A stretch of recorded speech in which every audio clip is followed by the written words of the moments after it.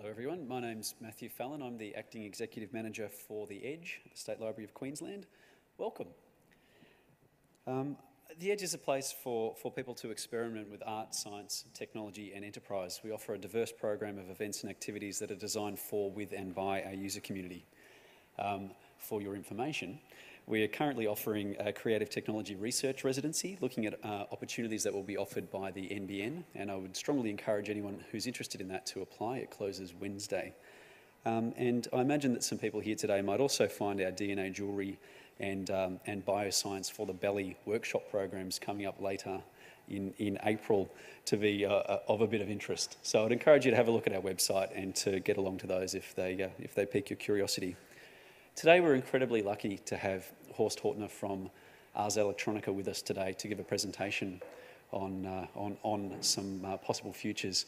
By way of introduction, Horst is a media artist and researcher. He's an expert in design of human-computer interaction and holds several patents in this field.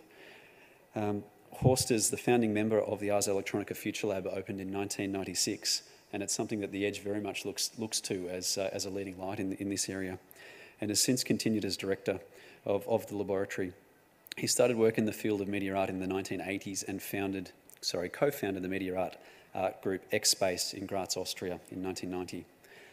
We have some opportunity for asking some questions at the end, so please hold on to your thoughts and share and ask away at the end. And please join me in welcoming Horst to the stage. Thank you very much. Thank you. Hello, everybody. There's been a lot of said already. So, Ars Electronica, Linz, Austria. That's what I'm going shortly through, and I'm trying to get the history of the Ars Electronica a little bit together, just to explain where we are coming from. And I brought a short video that reaches from 1979. It was the first year of the Ars Electronica to 95 from this first step. I just let it run.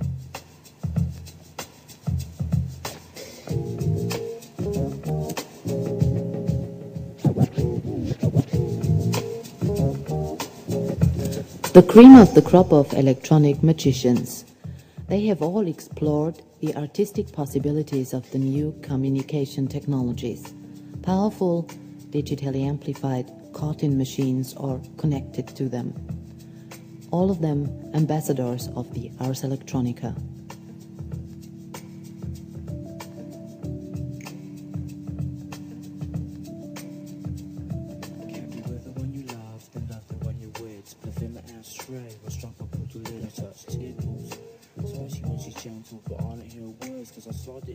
The festival's hometown is known around the world primarily as the name of a cake.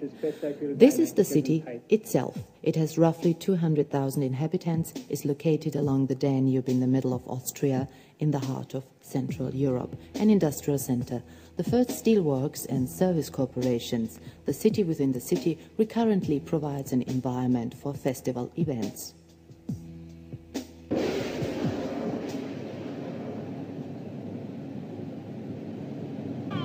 The Danube Park, a river landscape as a setting for gigantic musical spectacles such as Isa Autometa's Universe. The Baroque main square of Linz, recently the playground for the 1994 open-air world premiere of Florin Carpenter's interactive Cinematrix game.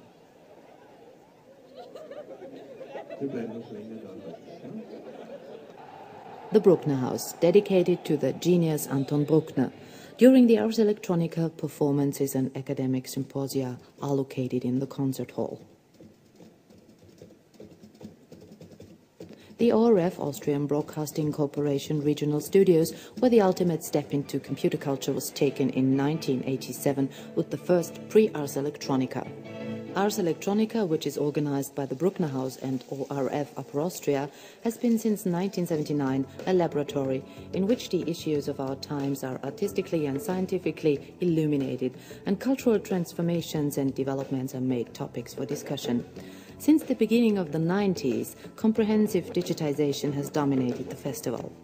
Ars Electronica 1990 and 1991 zooms in on virtual reality. With Tim Leary, Jaron Lanier, Marvin Minsky, and Nelson Max. Endophysics and nanotechnology keep minds busy in 1992. Artificial life and genetic engineering moved the festival participants in 1993. Larry Yeager, Christopher Langton, and computer artist Carl Sims were guests. Intelligent environments live in the nets. A guest, Akira Asada. These topics mark a reorientation of the entire festival. For this year in June, the greater part of the Ars Electronica will take place in the computer networks themselves. ORF Upper Austrian regional studios in March. 5 worldwide web specialists seek out the most interesting cultural use of the web. For the first time, Ars Electronica awards a Golden Nika for the best website. Just as a short overview, and here for some of you who would recognize that gentleman, where was it about? Here somewhere. ORF Upper Austrian regional studios in March. 5 worldwide web specialists seek. Here we go. This is Joey Ito. Joey Ito, 95 at the category of the .NET category. Joey Ito now the director of the Media Lab, MIT in Boston. 1979, this was about when Bill Gates was sitting in his garage and writing the first quick and dirty operating system. This was the time when in Linz, a few people sit together and were thinking about that this times called microelectronics, would influence the society in a broad manner. That was also the time when one of the CEOs of IBM estimated that the market for personal computers would be about like 4 pieces a year in dimension. 1979 in Linz started a festival for art, technology, and society. And from the beginning, it was not only a arts festival, like having events and performances, gallery spaces, but was also outside in the city, in the public space, and in addition, in parallel, we had a scientific conference focusing on this influence from these uprising technologies in these years to our society. In 1987, the still highest donated award of cyber arts, as we call it, this competition, the Ars Electronica, started. I have a short video, actually, also of the Ars Electronica, and I'm going to show 1987, the ORF Upper Austrian Regional Studios became the top address for computer animators, graphic artists, and musicians by presenting the Ars Electronica, still the world's highest endowed competition for computer arts. The winners of the first round have been selected: John Lasseter with his already legendary Luxo Jr., Brian Reffin-Smith from Britain for computer graphics, computer music pioneer Jean-Claude Risset and music icon Peter Gabriel receive an honorary Nika each. Gabriel for his creative use of new techniques. He's convinced we're living in a fantastic time. The open and exciting period when artists from all different backgrounds can come together with the technologies and really advance the state of technology very fast. And this still is true, what this gentleman said in '87. This, what we strongly believe, is matter of fact in what we call the transdisciplinary approach, this convergence between technology and art, this convergence between the technoscience or science in general and the artistic approach. Oh, there's a little anecdote that I would like to tell about. You've seen John Lasseter winning with his Luxo Junior animation, the first Ars Electronica in '87. And in the coming years, he won, I think, 3 or 4 Golden Nikas. The Golden Nika is the, you've seen the figure, our Oscar, so to speak, that we give away. And John got in '92, I think, for Gary's Game, the first Oscar, animation short Oscar. So the Academy gave the first Oscar for animated short films in '92. And selected him. And then, you know, of course, John was very proud, and the public became aware about that animation is something really cool. And ABC News, a reporter from ABC News America, came to his office and, you know, interviewed him. And John was sitting there with the Oscar in his hand and very, very proud about it, and telling about the Oscar. And behind his, you know, in the video you've seen behind, in his shelf, he had these 3 golden Nikers standing there. And at the end, the journalist was kind of interested and asked what then, you know, what is this figures up there? And John went, well, what the Oscar is for Hollywood is the golden Nike for digital Hollywood, which was, of course, very, very great for us, right? But then the journalist got interested and you know, asked more and said, well, who is giving this away? Where is this coming from?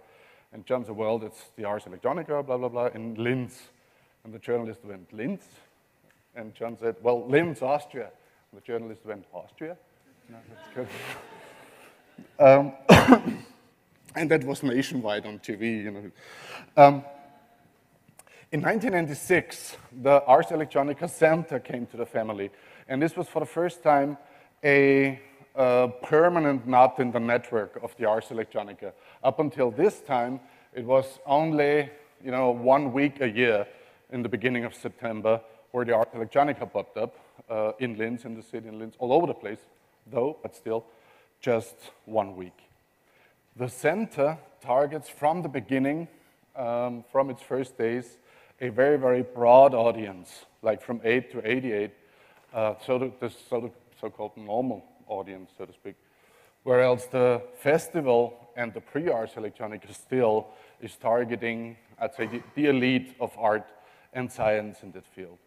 By opening this broader, by opening the view to a broader audience, also the content kind of shifted with the same methods and strategies of interactive art that we still are today connected to.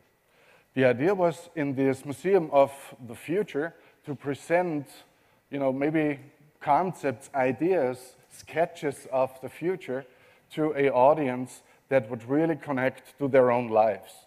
So in the first year, we have opened something like a media classroom that allowed in 1996, which was like really outstanding at this time, to have conferences with an outreach program from NASA.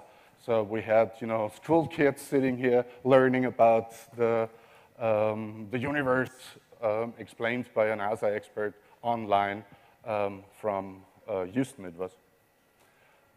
Still, we are kind of connecting to this idea of sketching out the future in about 5 years from now with the new building that you'll see on that picture, actually, that's been reopened in 2009.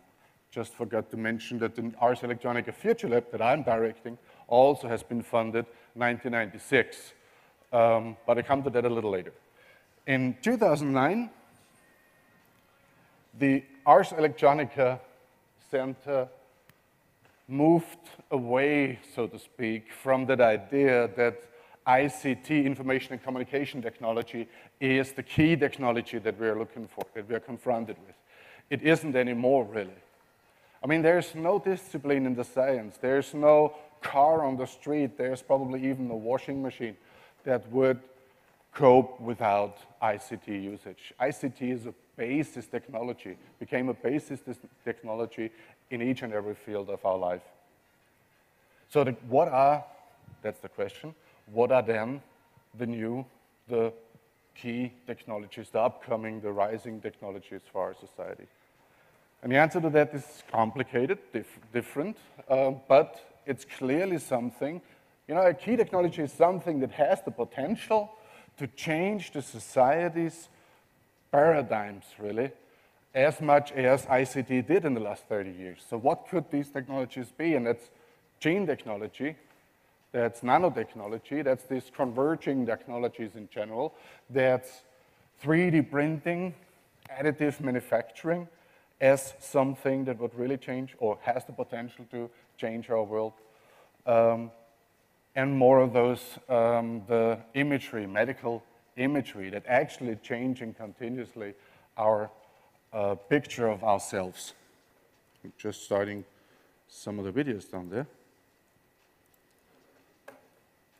So we're running a robo-lab, we're running different laboratories that are comparable to the edge here, publicly accessible. So people can come in, and we're giving workshops there talking about, for example, the Gene Lab. The Gene Lab is a S1 certified laboratory. That means, yes, we can decode the human DNA with our visitors. What we do in the sequence in there, for example, is that we invite kids in the age of maybe like 10 to whatever, 18, 20 years, bring their most beloved plants, we tell them. Bring your most beloved plants, we're gonna clone them. And they bring the plants, and we just take the part of the leaf, we put the thing in a petri dish, this cell just grows drastically. Like a week later, or maybe 2 weeks later, there's the next set where the kids come in again, and we take these cells out of the first petri dish, put in another one, adding some proteins to it. These proteins just tell the cells what, how to grow in the, what form it should take. Like you cell, you're gonna be a root, or you're gonna be a trunk, you're gonna be a leaf, etc. Like a week later, we have well, if the kids did everything right and there was no dirt on the fingers, etc., then we have a genetically identical copy of the plant of the kid. And with that outcome, we confront the kids and say, well, what you did actually is you gave any kind of living being a second chance. What about the plant? It's not a big deal, but think about if that goes to a pet.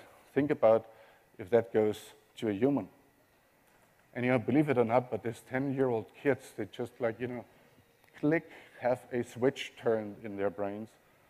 They all of a sudden start the most complicated, complex discussions about ethical criteria that technology needs in our society, needs in our future. And this is what the Ars Electronica, the center here, is actually doing. We believe very hard, can I say this? Well, we believe that these decisions about the ethical criteria of that future and key technologies really cannot be kind of delegated to experts. It is the society who has to come up with that kind of decisions. And what we need to do is to inform our society. And there's one very, very intelligent gentleman, philosopher from America, who said one very true thing. If you think education is expensive, try ignorance. And this is really, really true. And this is what we think goes to all classes of age. In 2010, the Ars Electronica has funded 2 offices, one in Berlin, one in Shanghai. And the youngest kid, so to speak, in the family is the Ars Electronica Solution. The Ars Electronica Solutions is actually there to market the prototypes, the products that are coming out of the research of this atelier laboratory of the Futurelab. So this is actually what we hope will succeed, and it's doing quite well so far, to generate additional income to the Ars Electronica. Just a second. So the Futurelab is the think tank, the research and development department, the atelier laboratory, the laboratory atelier. We have kind of 2 heads, and if we're talking to researchers, we of course the laboratory. If we're talking to the arts world, we of course the atelier. Of the Ars Electronica, founded in '96, has 50 members and from about 8 nations. We do have a very, very widespread out kind of variety of disciplines. Architects, biologists, sociologists, physicists, software engineers, game designers, telematicians, civil engineers, media planners, and I'm sure I forgot something, plus a dog. And it's programmed at the Ars Electronica Futurelab to have this wild group of disciplines to really look at the solution or look at the problem from different point of views and discuss this even sometimes outside their own discipline, not only sometimes, but regularly outside their own discipline with others on eye level. And this is what I think when we kind of lose our quite focused view inside a discipline and we're going out there. Of course, it's slippery out there, right? I've not been there before. And I'm afraid a little bit about, speaking up. But then this is actually soil where innovation grows. This is actually this crossover ideas that all of a sudden pop up and just like bring the answer, the fantastic, creative, innovative answer to the questions which are based in this, still in this triangle of art, technology, or as I said, meanwhile, science, not only the technoscience, art, science, and society, and especially where these intersections are in the future. So we call the research focus the converging realities. The converging realities refer to the concept that the realities so far in art, in science, and in society have been kind of separated. They're more and more overlapping. There's more and more change going on in, for example, the scientific reality that forces the scientists to act totally different, like, 20 years, 30 years ago. There's a lot of research done, and whoever is interested in this should look at two publications that have been recently published on that. One is Helga Novotny, the transdisciplinary research, and the other one is Ulrike Feld, nanotechnologies. Both of them coming from the science and technology studies. Both of them point out that the scientists, other than like 30 years ago, do not, or cannot, for the future at least, still keep on doing their research, writing the papers that are going to be read by other scientists, that are going to write a scientific paper as an answer to the scientific paper. This peer review circle, this closed circle, is not working anymore, especially when it comes to the point that you're actually working in front of an untrained audience. What do I mean by that? The untrained audience is pretty much everybody who is outside the circle, right? The untrained audience is having an opinion, a public opinion about the scientific outcome. It even has an opinion, and this is what grows up in the last few years, has an opinion about a scientific outcome that is not even achieved yet. So gene technology is the perfect example, right? We are all discussing about designer babies. Gosh, we are far, far, far, far away from having that possibility, but there's still a public opinion about it. And it might be even, I'm not saying it's good, it's bad, it might be even the case that because of that public opinion, gene technology, science of gene technology just not does get the public funding that it needs to come up with probably even some answer in the world of medical health and cancer, probably, So what the scientists all of a sudden find themselves in a role is that they have to communicate to the audience, to the untrained audience. They have to communicate to a public that they've never been speaking before. Art, on the other hand, is actually, I'd say the experts in talking to the untrained audience, right? You jump on a stage, you perform, you play your instrument. If you can't do it, fine. If there is a critic, a trained in the audience, great, there's one. Most of us is just like, enjoying the performance up there. So art has a very, very good, found a very, very good way to deal with that communication to an untrained audience. At the same time, art has produced over the hundreds of years of practicing art, has produced a lot of strategies and methods that I'm convinced could be, let's say, transformed, could be used as a role model, if you want to say so, into the research process. So probably we can lean on something that has never been in science, lean on something that has never been actually tried out in science or is not accepted in science, like things like subversion, things like speculation. It's just like these approved techniques and methods in art, shown that they're very, very, very successful, but in a scientific process, in a research process, they just don't have this space. That was long, sorry. Converging realities is actually what I'm talking about, right? So science is about to generate knowledge of our world, and this is where art and technology comes, or art and science comes very close. Science is about to generate knowledge. Art is about to generate experience of our world. And in that curiosity of the scientists and the curiosity of the artists, here we have a huge convergence between those two fields. And we think that, or we try at least, to come up with things that would allow to experience as well art and science in the outcome of our projects. And the research partners we're doing this with is CERN, for example, CERN in Genf, that particle physicist, Large Hadron Collider guys, 30,000 high-end scientists.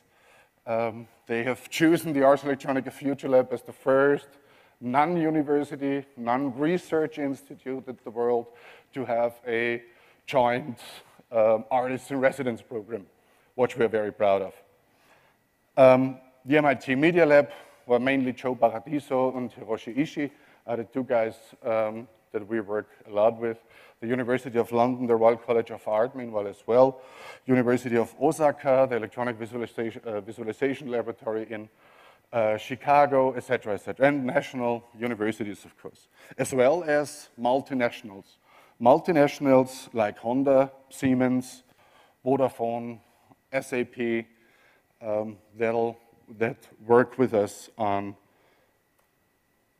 different approaches that share one methodology, maybe, process, that we try to follow. Experience design, as we understand it, as interaction dramaturgy.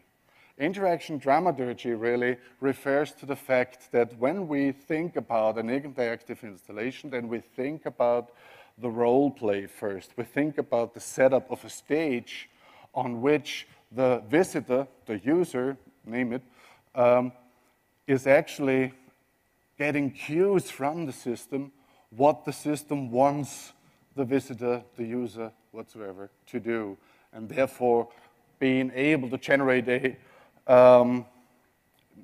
intuitive interface. But first, it's the process of interaction that's going to be designed by that stage description.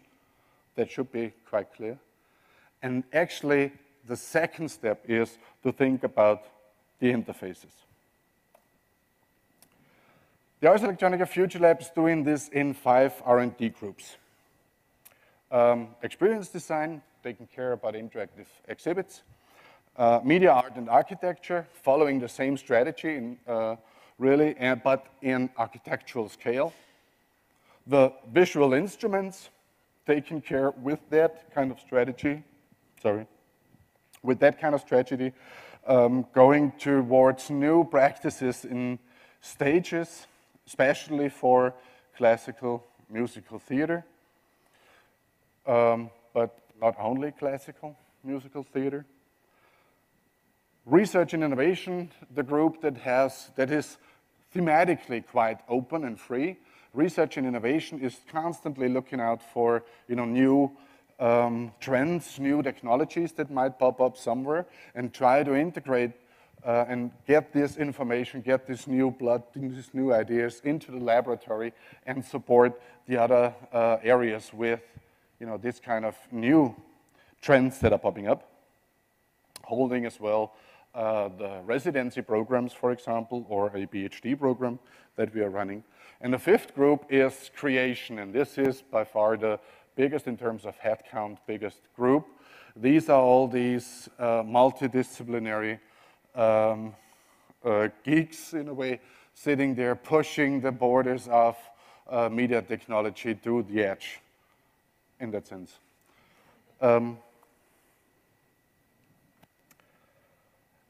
I'd like to talk a bit about interactive exhibitions and what we think interactive exhibitions could be. Gulliver's World. I like that example, especially because I think it's one of our most important works that we did in that field.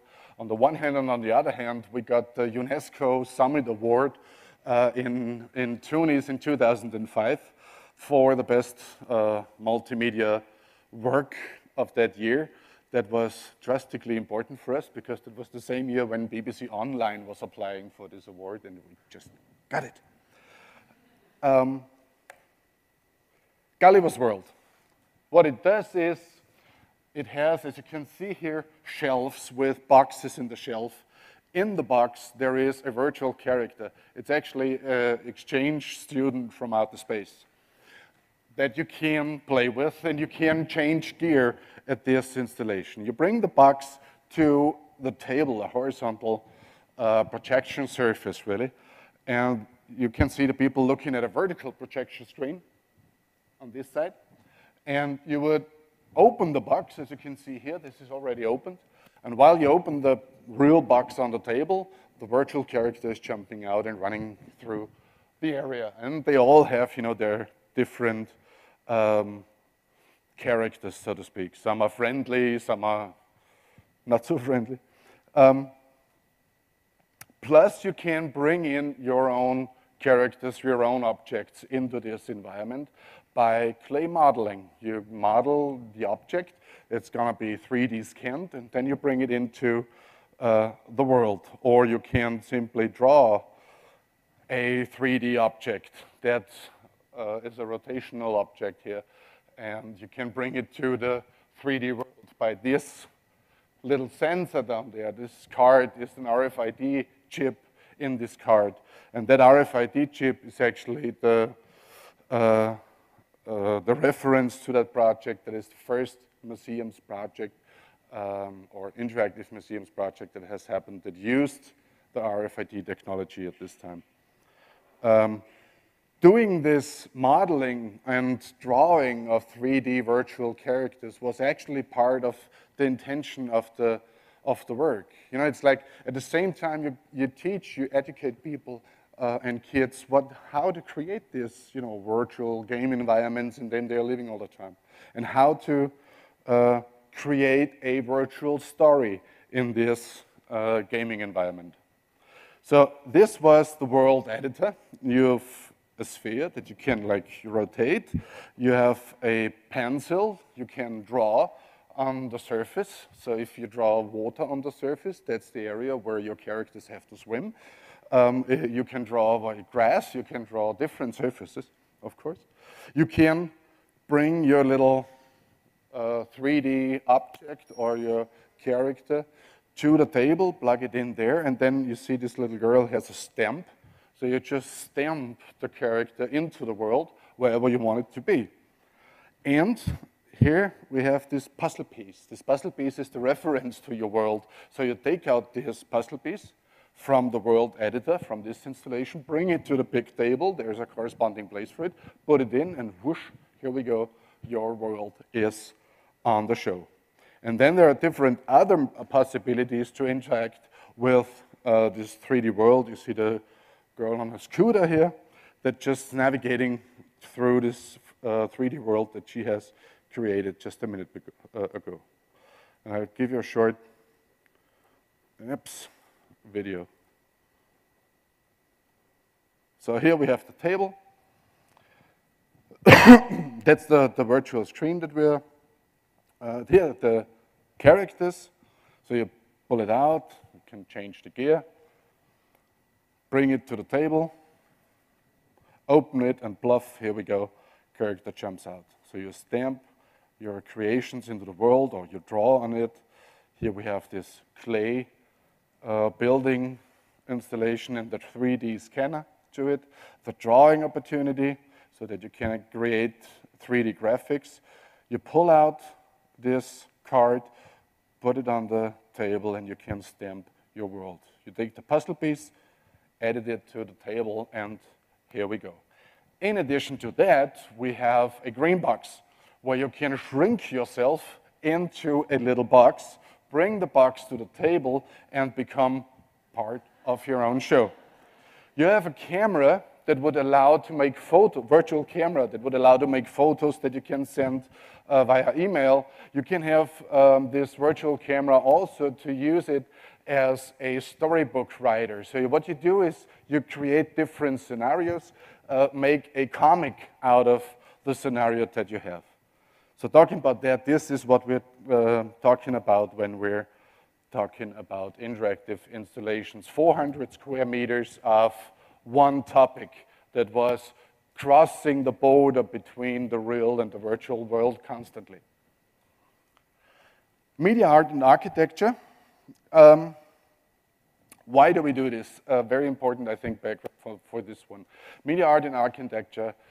We are living in this, I would even say second nature. This constantly networked environment. Social networks are there. This intelligent ambience that is out there that would allow us to connect to this global environment. We don't, as a human beings, we don't have any organ, any sense for this second nature, for these networks out there. So what we use is actually, we extend our bodies by the use of mobile phones. We extend our bodies by the use of intelligent ambience, like a car would be. So far, everything that has been created under this paradigm of access to this second nature has been generated, has been technically generated by the industry. And I think that we should not leave this topic of accessing our second nature, really, that we have generated, leave that to the technologies, leave that to the industry. We actually stand up as artists and say, this is part of what we are here for, to generate reflections, ideas, concepts for the access to our nature, that is our second, of course, but still nature. And that's what artists are for, and that's why we're following this step towards, wait a minute, here it is, step towards media art and architecture. But I'll give you the full video. Just one example, that is the making of source code. Source code was a project we did for SAP in Germany, in Waldorf, and it was meant to be the visitor guidance system, so to speak, for headquarters in Waldorf, the headquarters of SAP. We started the guidance system out in the parking loft. And we had the challenge that we need to guide the visitors through the park, into the building, up to the 4th floor, and in the 4th floor, actually, this was the visitor center. But we had also the challenge that we have more than 52 languages there. SAP is a global enterprise, so language would not be an option because you would, need to have 52 translations. Graphic is also not an option. Icons are not an option because in a different cultural or in different cultures, iconography is interpreted differently. So we came up with a solution that would not need graphics, that would not need language, that was actually going back to the most ancient navigation system humankind has available. It was flowing waters, the river. And this is really working totally intuitively. We had a source, so to say, out in the park where water pumps in continuously in one flow into the building, literally into the building. Water runs into the building. You can see here the preparations of what we did. It passes by a 30-meter high stela, gigantic stela, that you can touch. And while you touch the stela, your heartbeat's going to be measured, and the entire light situation in the park is flashing in your heartbeat. You walk along, you enter the door of the building, and you have this, water river inside the building, but it's now a digital flow. And it's a digital flow of ones and zeros that would just like go along to the elevator, up the elevator, up to the 4th floor. But in that digital river, we had little creatures, living beings. They were referencing the business model of SAP. Each and every time when an employer of SAP is entering a travel request or is entering a a line, a invoice, a sent out, whatever, everything that has been entered has been notified to our system here. And for each and every travel request and so on, we've generated one little creature that flows along the flow with the visitors. And that little creature would even interactively follow and react on the visitors. There were cameras on the ceiling looking at the visitors when the visitors were kind of crossing by, and there were these booking lines. I remember little beasts that would just like knock on your feet and come to you. Others would just like swim around you and totally ignore you because they're so, relaxed. And others would then run away, just different behaviors. Others would come to you and play with you, as you can see in the video here. They'll follow at this wheel that's positioned there. They'll follow the visitors into the elevator as soon as the door opens. Here we have a nice piece of interaction. So some are following, some are running away. They follow in, so as soon as the door opens, they are sucked in to the elevator and go up with you through the 4th floors, following you on the displays, and up we go. Here is this interactive environment of the actual visitor center of SAP.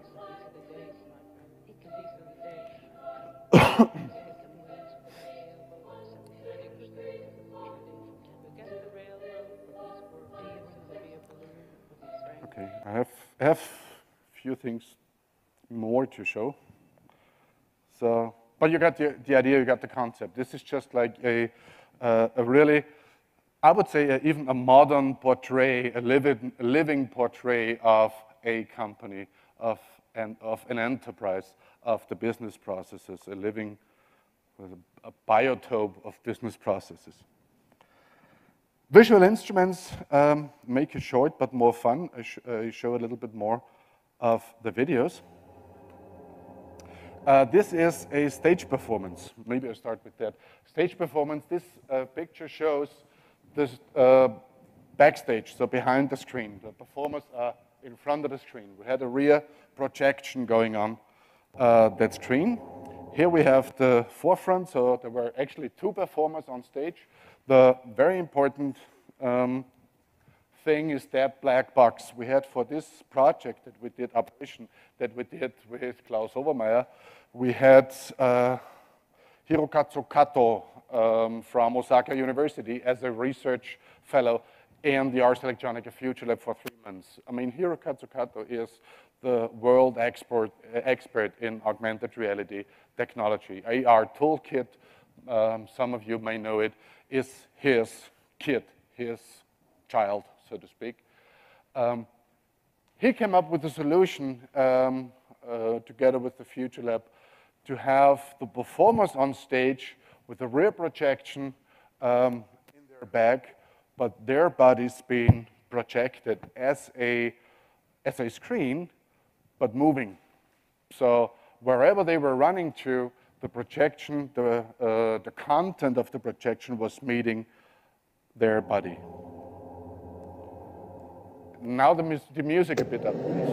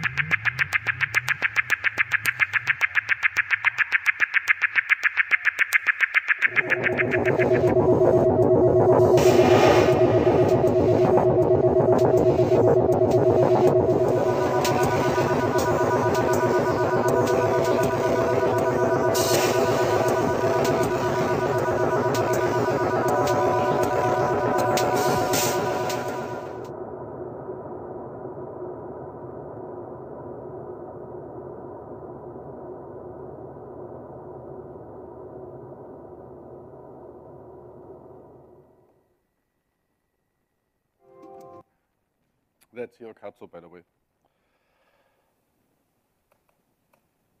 The next project that was quite important in that sequence, and I have to think about which one I'm going to show because we're running out of time already, was Peony Pavilion. So after that one you've seen, we did one in the same year. We've been contracted to do Richard Wagner's Rheingold. We've been contracted to Stravinsky, Le Sacre de Breton. We did Mahler, Second Symphony, huge orchestra. I can't do it without showing at least a bit of it. But I promise to be fast.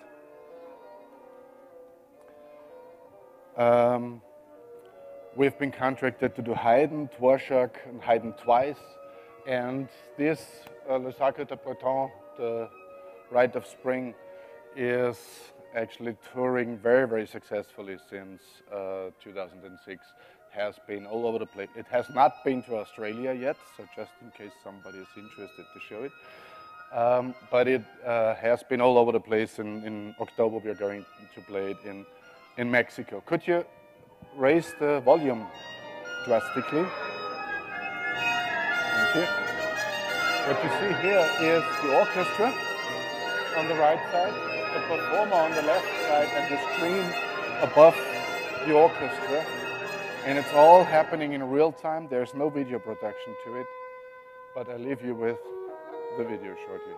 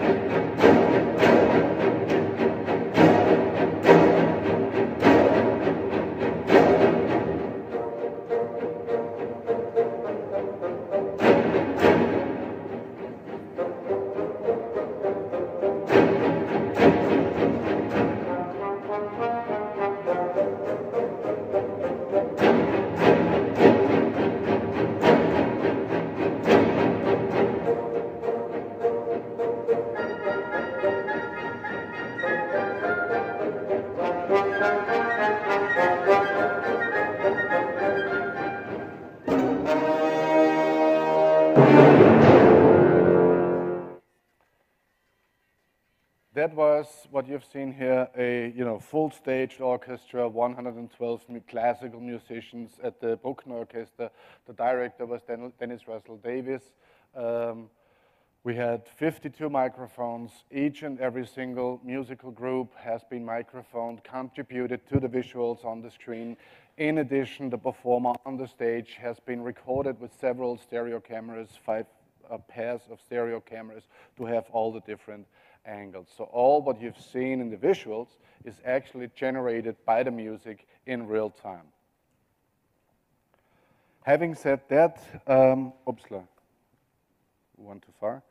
Now I can go to the Peony Pavilion. Having said that, the Peony Pavilion is a Kunchu opera, Chinese opera.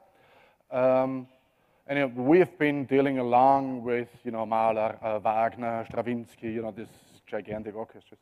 The Peony Pavilion is a 600-year-old piece, Kunchu opera, that is very comparable to Romeo and Juliet, actually, in literature. It's very, very often compared actually in the Chinese, obviously, literature to Shakespeare's Romeo and Juliet.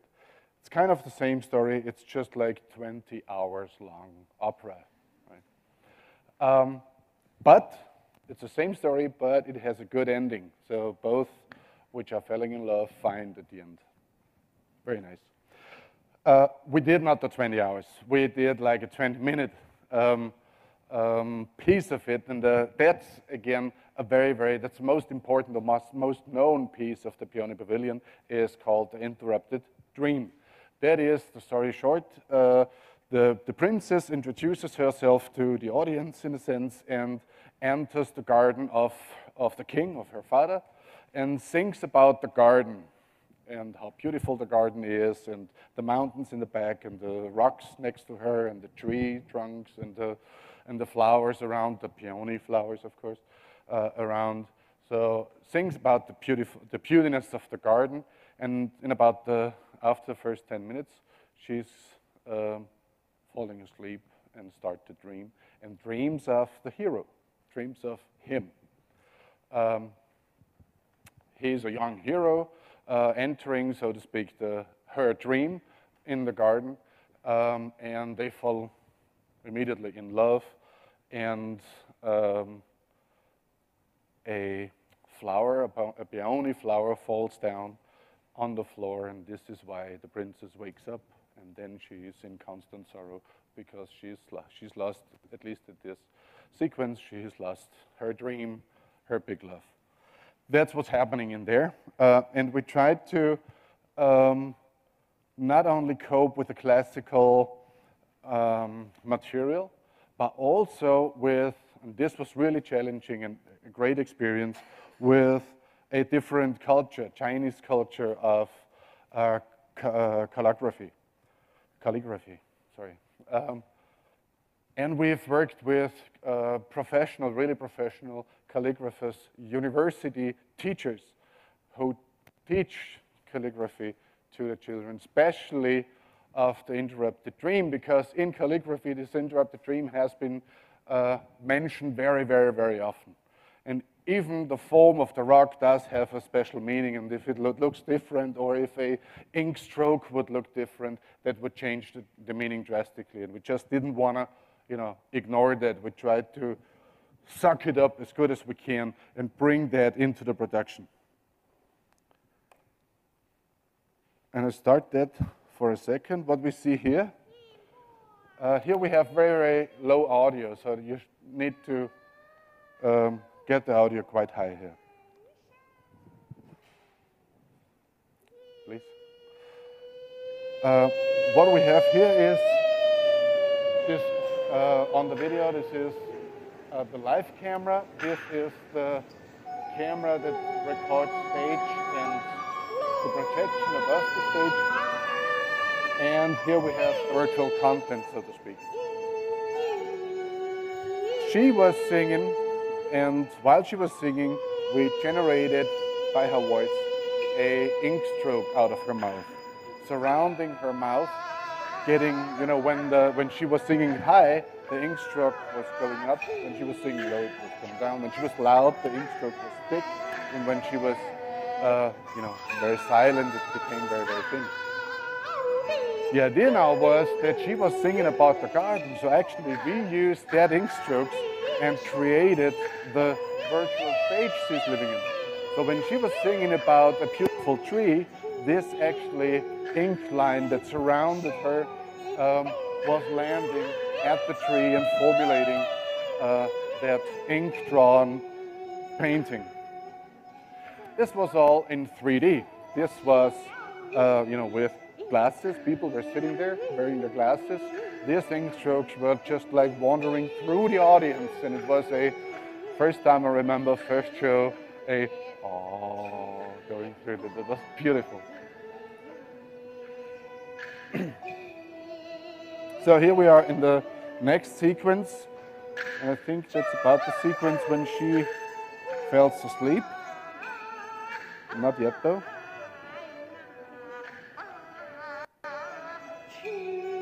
But soon. A little bit too far. Come on. No, I want to give you the transformation. Because what we did as a transformation is actually that she, as a body, transformed into the ink drawing as well. So now she's part of the dreamed world. And the hero, as you can see, the actor is already on stage, coming soon into the stereo camera field, popping up in the video. And up until this time, everything is kind of black and white in this scenario. But as soon as he starts to sing, which is maybe...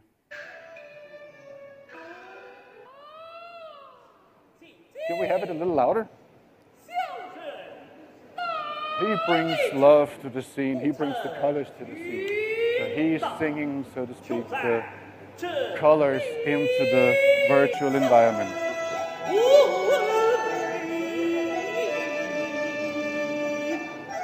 And while they were acting live on stage as two persons, the entire virtual stage was kind of moving according to the musicians. But there were 8 live musicians aside on the stage.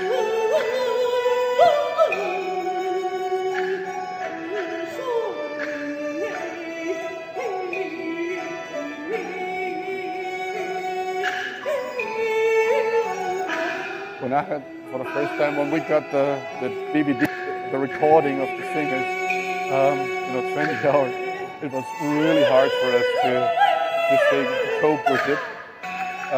And we were like day and night listening to this music. Well, it was almost as hard as Wagner, I have to say. Wagner was harder, but the nice thing is when we met them for the first time, Jeff and Xoa, who was the characters, the actors, at the university, singing like 2 meters in front of us, all of us were just like blown away, kept there with the mouth open and didn't know what to do. If you have a chance to see a Conchu opera, take your time, it takes a while, but go there. I really can say go there. This is like unbelievable quality of human voice. Never heard that before. So finally, I'm at the research group, and since there's so many young people, I would actually jump through the last part here, teaching PhD program that's running at the Futurelab. The Futurelab campus, that the Futurelab is actually teaching abroad at universities. Selected students of the university will participate to the courses of different team members of the lab, and the outcome of 1 semester work will be invited to the Ars Electronica Festival to be showcased at the festival. So that's the Futurelab campus. The other one is international and national research grants that we're working in here, and the next idea, and I really would like to give you that link, the next idea. This is the pre-Ars Electronica category that takes in ideas. You don't have to have a realized project. You just come up with an idea. And the jury then sits and selects the best idea of the entries this year, invites the entry or the group to the Ars Electronica Futurelab to actually realize the idea. There is a 7,500 euro grant that is going directly to the artist or to the group, plus the 7,500 grant for realization budget. So whenever you have an idea that you think that the world should know about, this is the place to start with. And everything is allowed. It doesn't necessarily have to be art. It's actually an idea that makes the world a better place. That is what we're looking for.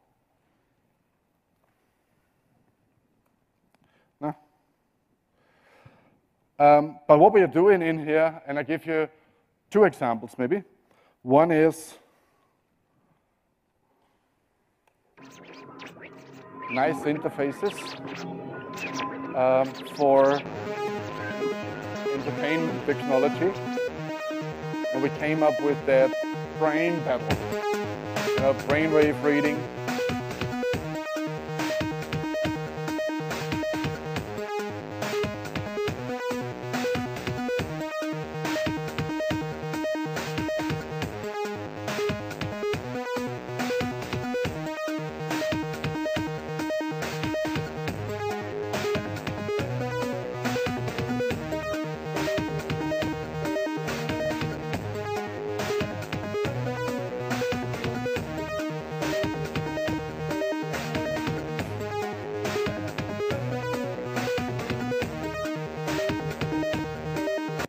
that goes on forever. You can look it up at our website.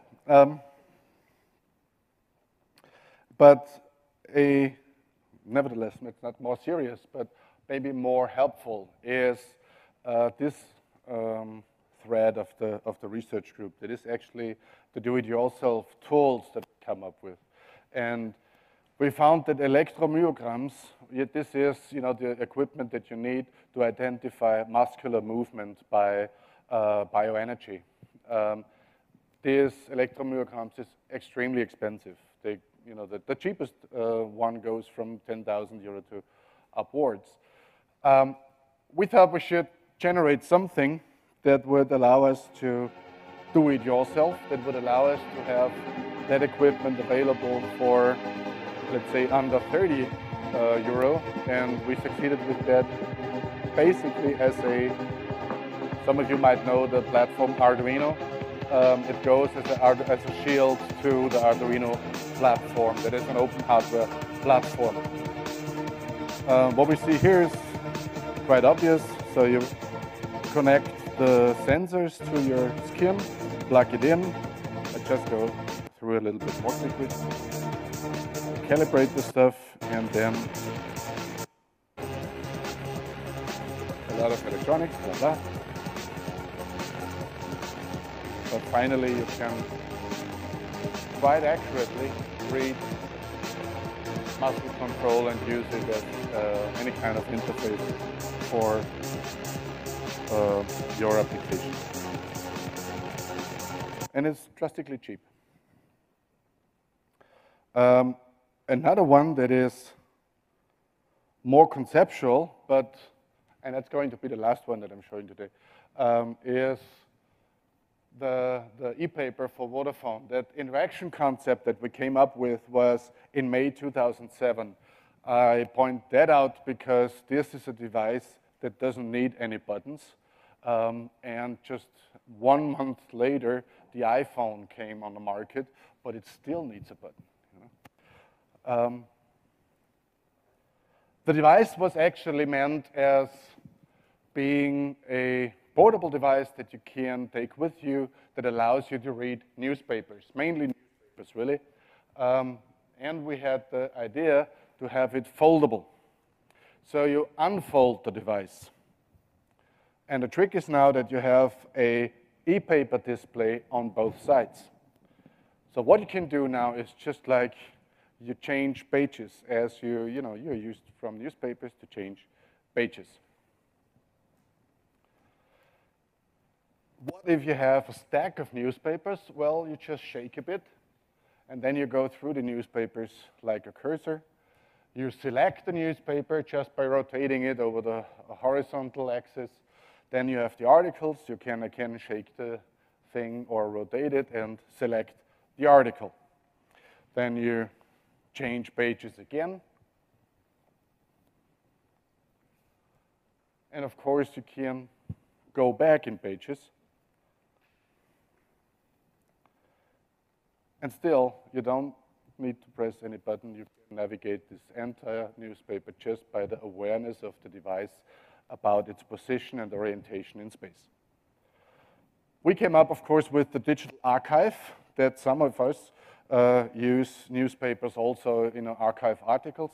So you just like draw it around and drag it into space, archived. Or active note-taking. This is like writing on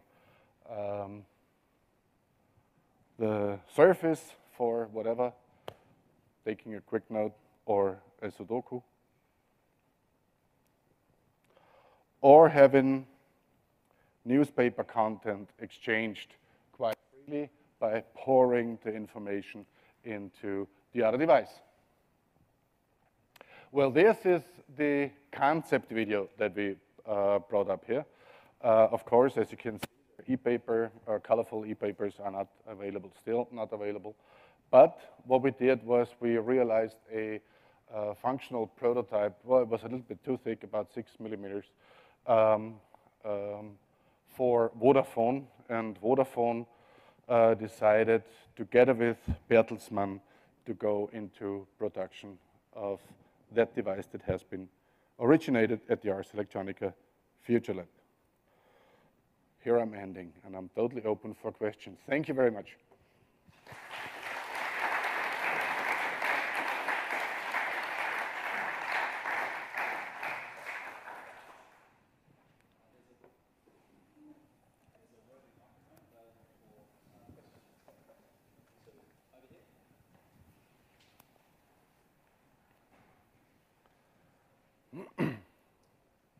So I was reading in New Scientist about your partnership with the CERN Institute, and it mentioned that the partnership's only for 3 months for a very strict reason. Can you tell us more about that?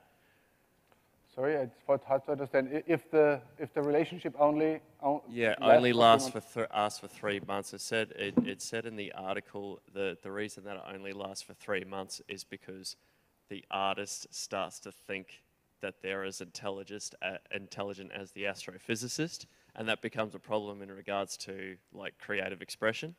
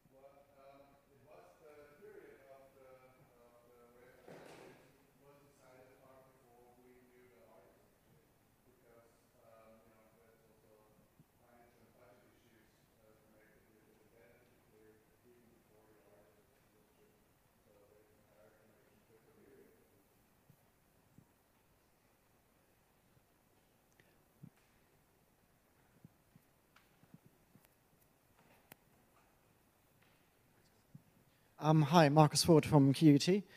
Thanks so much. It was really a very inspiring talk. I got a question about your idea of convergence. You mentioned convergence in a number of examples and slides, and I think the idea of convergence has been criticized recently, where a number of people say that, the iPhone as a form factor is integrating so many different functions. They're converging. There's the phone function, the SMS function phone. You have different sensors embedded into it, but the actual form factor stays the same. And so the common platform can, in a way, be limiting to what users and programmers and designers might do with the device. So is there any opportunity to think of divergence, to actually have form factors that are purpose-made for certain design functions? Well, there's two answers to this. The first is coming from a design school. In a sense, yes, you're totally right. There is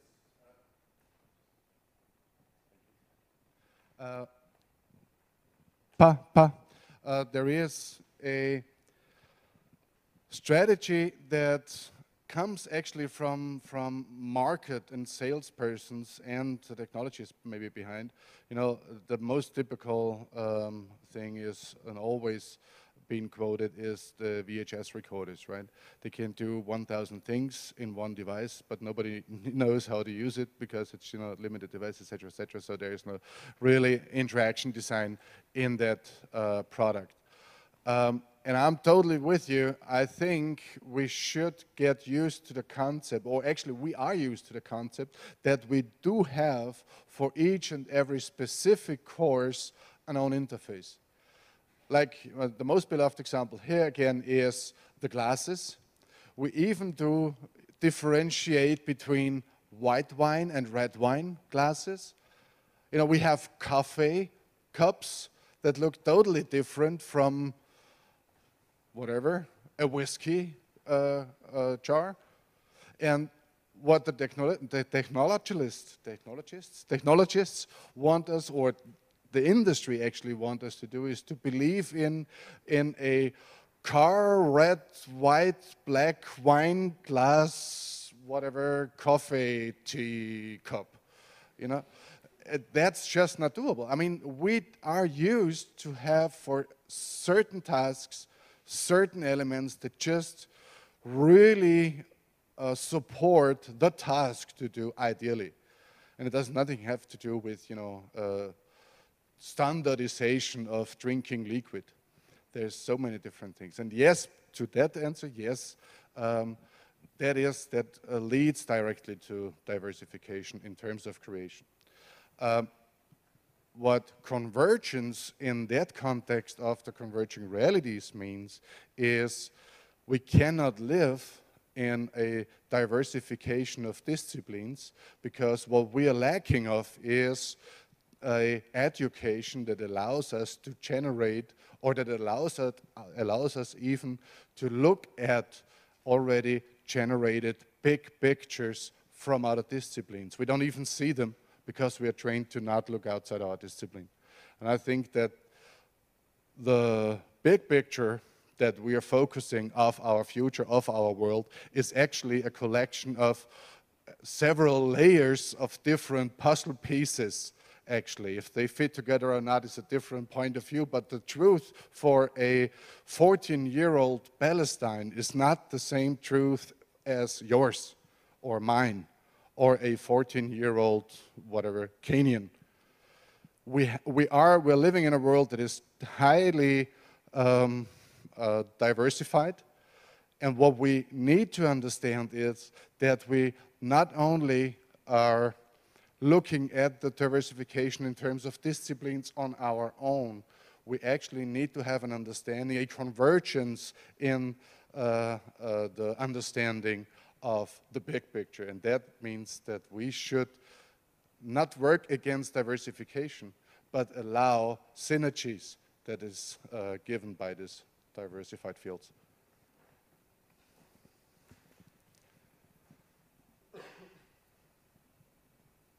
Here in Australia, we've got something called the Convergence Review, and everyone in the media industry, in the film and television, is concerned about the loss of culture.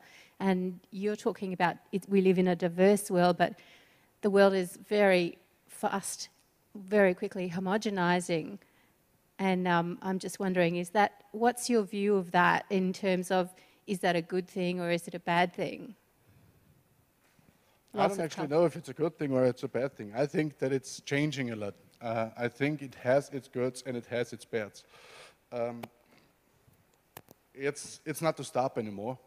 And I think that the future will bring a lot of convenient sections that are due to the standardization possible. Like one convenient, even politically important, I'd say, result of this convergence, of the media convergence, was the internet as we use it. You know, the Arabian Spring would not have been able without the tools of that second nature that I've been talking before. So maybe, yes, there is a limitation of, in some parts, by standardization, but there is at the same time an extreme liberation by achieving standards to a certain degree on the other hand. So it's not a good or a bad thing, it's probably both. Hi Horst, it's back up the back here. I've got a question through from the webcast, if you wouldn't mind.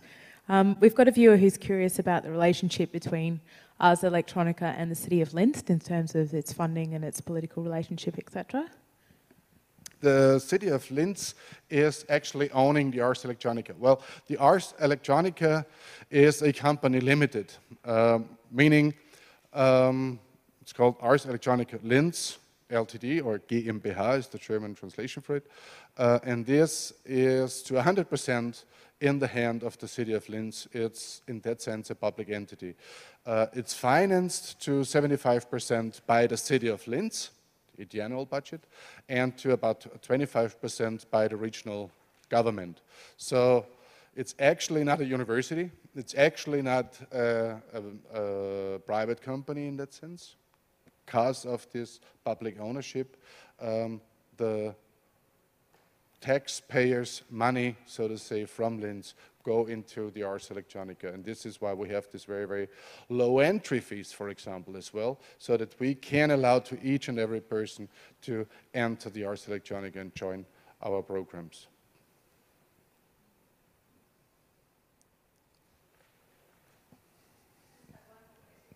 Wait for the microphone, please. Hi. Hi, just one question. Just with the visual instruments, one of the things I was interested to find out is this, with all the, you saying all the content, the visual content is generated by the musical instruments, by the dancers, so there's no VJing or direction per se. How different were the pieces at different events in terms of the, was that an active part of the brief to have the visual, the interface or the visualization change depending on the performance that night? How different were the performances in terms of the visual graphics? That's my question. At the beginning, you know, this is still very, very experimental what we're doing. The concept of what we're doing is really to have a integrated evening of that musical concert or something of what's happening there. In that sense, it is a additional expression layer for the artistic expression of the performer on stage. See, normally it is like, you know, you have your voice, you have your body to act with. What we offer in that sense on the projection is this additional visual layer to it that worked in the first concerts, kind of, right? Because also the singers, the musicians, the performers were not used to that kind of interaction, especially coming from the classical field. But over the years, and also in Peony Pavilion, there's strong connection between what happens on screen and what happens on stage, really, because they normally acting on a totally empty stage, which we had also. It was just like this black, you know, a curtain around. And, well, there's a lot of details to be mentioned about that, but, you know, there is score about the music, there is written text that they are singing, but there's no written recording of the movement they do. It's always been trained from master to student over the 600 years since existence of that. And it's very, very, very detailed. Even, you know, folds of the clothes, if this is not correctly falling down, they stop and rehearse again. And, you know, this is like unbelievable detailed and rich. And also the height of the step you've been following. I can't do it, but, you know, you've seen the video. But even though there is this very, very strong connection to the tradition, they have been actually very, very strongly reacting and interacting with angles to walk together, the step width that they have taken to a very, very high degree. So this performance with the Peony Pavilion worked quite well, worked out in that sense. Everything else is, to be very honest, it's everything else is a little bit more than experimental stage. But it's getting, you know, clearer and better and clearer and better. It's a lot of rehearsal work, as you have figured.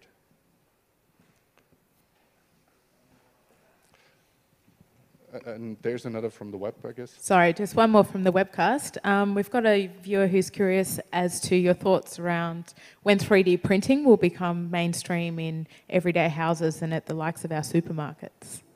Sorry, I didn't understand it really. The question is, when do you think 3D printing will become commonly available in local stores and supermarkets? Oh wow, that is a question. That brings in a totally different or totally new dimension to the talk, and I don't know if I should go that far. I do believe that this technology, that additive manufacturing, the 3D printing, is the upcoming technology that would really change our society in the next 5 to 10 years. And I think that probably in about 5 years from now. Well, given the fact I've bought in 1996 one of those gigantic, these times, laser printers, right, for about 20,000 euro. And what they printed was like crap. The colors looked ugly, and it took like 30 minutes to get one A4 page out of it. And it's pretty much the same price. In 2009, we've purchased a 3D printer. It's also like a refrigerator, super-sized American refrigerator size, that comes for 20,000 US dollars. And if you think about that, just like 15 years or so back, now you purchase a color laser printer that can scan and fax and cook a coffee for 50 bucks, in pretty much every convenience store. And if you just anticipate this development in the current printing, I mean, last year in October, a startup from New York has or is offering a printer with the same quality of the printer that we have bought in 2009, like the $20,000 engine, with the same printing quality for 699 bucks. The prices are drastically falling down. And maybe a month later or so, EOS, a German high-end engineering company, developed a printer with 600 dpi resolution. I mean, 600 dpi, that's kind of high quality. So, of course, still expensive and still, just for the design laboratories. But given the fact that we already have now 20% of each and every printed object is actually a finished product. It's not any design object anymore, or something that goes to the crap in half a year. It's actually an object. And also, if we are kind of looking to that increase of resolution, and speed doesn't really matter, I think. It's just resolution that matters, and the different materials that we can print. We would have soon the quality of this kind of shirt. And if I can print something like this, I mean, why should I produce a T-shirt in China and ship it over here? I mean, if I like the T-shirt that I found in the web, most likely at Napster or Mega Upload, then I just print it, But if I can do this with my T-shirt, I will do this with probably an entire car. Yeah, maybe not tomorrow, but maybe, in an upcoming time. It's enough if I just print, a part of the car that is damaged, or not even I do it, but my workshop is doing it. So why should they order from Germany a replacement part that takes 6 weeks to go here anyway, if they, in 2 weeks they have it printed out nicely and I'm going off the road. So this means that the entire logistics worldwide will pretty much collapse soon. I mean, if you don't have those single parts and objects of our trading goods to move around all over the place, if there is only one thing left that comes from this producer that produces the raw material for the printer, all the way directly to the consumer, plop. And the consumer is doing, the production itself. Then we're looking in a one way, challenging in any way, challenging future, but also in a very, very great future. In a sense, production power, the power to produce, is now shared with all the people in the world. And this is what, open software, open hardware was. This is actually, we have seen industries going down the road as soon as content kind of was liberated from the object.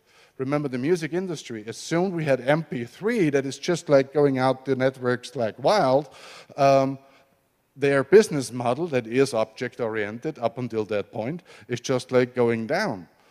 So we don't need any CDs anymore to transport the MP3 files. We don't need any vinyl records anymore to transport the music.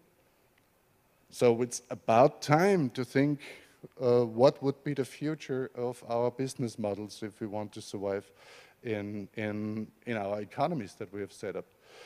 Production power, it isn't anymore. I mean, there's not only the most complicated objects. Think about the most easiest objects. Think about a Lego brick.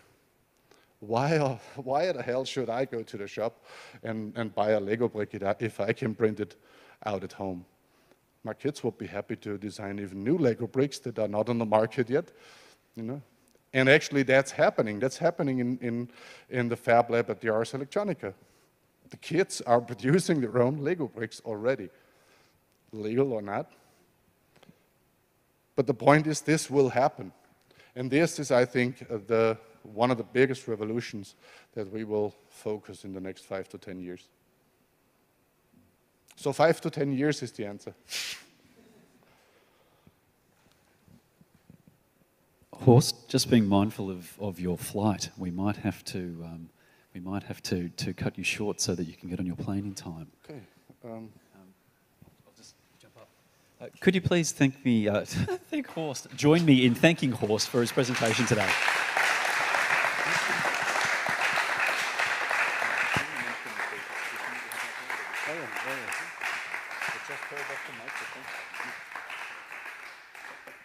I forgot to mention, but thank you for the reminder me, Matt, that we have a small exhibition out there.